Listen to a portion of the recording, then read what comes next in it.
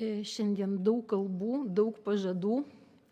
Mes dirbantys su jau nukentėjusiais vaikais, suaugusiais, tikimės, kad bent dalis šitų pažadų bus įgyvendinti.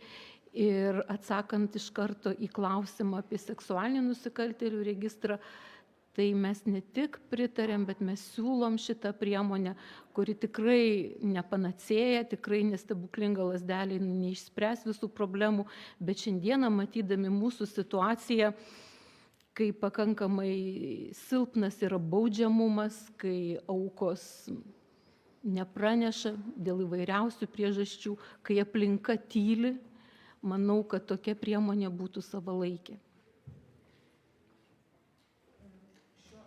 Jeigu kalbant apie registrą, jeigu jis būtų buvęs, tai nieks nebūtų pasikeitę. Tas kunigas 20 metų su viršum vykdė nusikaltimus ir jisai nebuvo teistas už tai. Tai nepadeda tas registras atpažinti anksčiau kažkaip nusikaltimą. Vienose situacijose nepadeda, bet kitose galbūt būtų galėjęs ir padėti. Mes daug diskutuojam tikrai ir kolegų tarpe. Štai turim atvejus.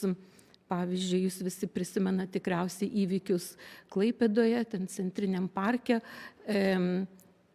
asmuo, kuris jau pavadintas recidivistu, jis atkali, kas keli metai išeina ir vis grįžta į tą patį parką ir ieško moterų, mergaičių, senyvo amžiaus moterų, jas prievartauja ir sužaloja ir vis aiškina, kad štai jau apklausų metu išaiškėja, kad, pavyzdžiui, jį seksualiai jaudina kraujo kvapas.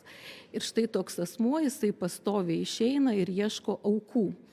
Tai mes galvojam, kad jo galimas įtraukimas į tokį registrą tikrai būtų apsaugojęs aukas. Štai klausėm paskutinės jo aukos moksleivės, kuri tam parke dienos metu vaikščiojo ir buvo užpulta, labai smarkiai sužalota, kad nejaugi negirdėjai apie tai, kas čia vyksta šitam parke. Ir jis sako, ne, į mano mokyklą ateina ten ir pareigūnai, pasakoja, kaip saugiai gatvę perėti, dar kažkokius kitokius dalykus, tačiau niekada niekas nesakė, kad čia tokie dalykai vyksta. Tai čia tik vienas iš pavyzdžių, iš tikrųjų tikrai nenoriu sudaryti tokio apgaulingo tokio įspūdžio, ar taip kalbėt, kad registras visus apsaugo. Tačiau jeigu apsaugotų bent kelias aukas, mes manome, kad tai jau yra daug.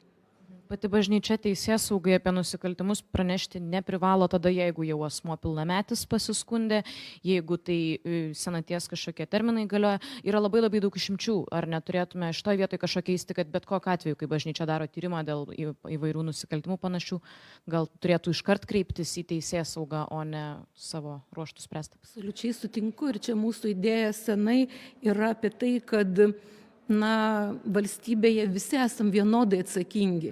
Tikrai niekaip nesuprantu, kokiu ten mistiniu šventumo kupolu yra apsaugoti asmenys, kurie vienoje ar kitoje bažnyčioje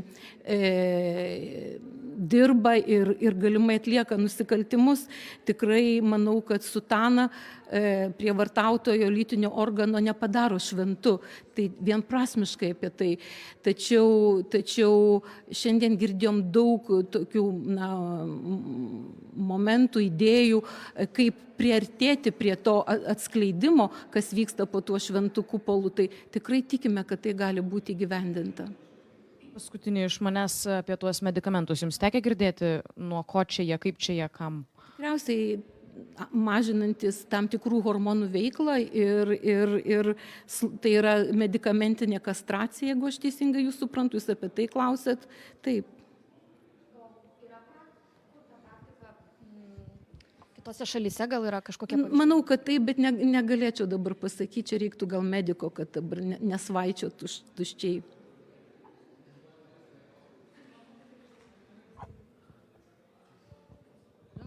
Gal aš dar vieną paskutinį klausimą norėčiau klausti. Grįžtu vėl prie statistikos. Per metus seksualinių nusikaltimų yra užfiksuojama keli šimtai. Iš jų bažnyčioje, štai matom, šiemet 2 tyrimai pradėti. Neatrodo, kad dabar šitas dėmesys politikų šiek tiek pritemptas yra prie šios problemos, nes problema egzistuoja seniai, bet tokio lygio susitikimų iki šiol nėra buvę. Nežinau, sunku pasakyti, pritempta ar nepritempta. Mes, kurie dirbam su aukomis, džiaugiamės, kad šitas dėmesys yra. Ir aišku, mane, kaip ir jūs visus, tikriausiai piktina ta situacija, kad mes laukiame skandalo kažkokio tai įvykio ir tada gaunam tą dėmesį. Taip, galbūt tai yra taip, bet džiaugiamės, kad galbūt šita proga yra tai, kad galime kalbėti, kad turime tiek vyriausybės, tiek jūsų dėmesį ir laukiama pakitimų. Patikėkit, aukos, kurios išgyveno šitus nusikaltimus, jų gyvenimai yra sustabdyti. Dažnai aukos sakom, mano gyvenimas buvo vienas gyvenimas iki ir po. Tai tikrai traumos yra labai gilios, lydinčios visą tolimesnę ateitį ir pokyčiai, kurie galbūt priverstų valstybę rimčiau pažiūrėti šitus nusikaltimus, ne vien tik tai pažadėti kažką, bet ir įvykdyti, jie galbūt sunkiai ateina į mūsų šalį, bet mes tikimės tų pokyčių.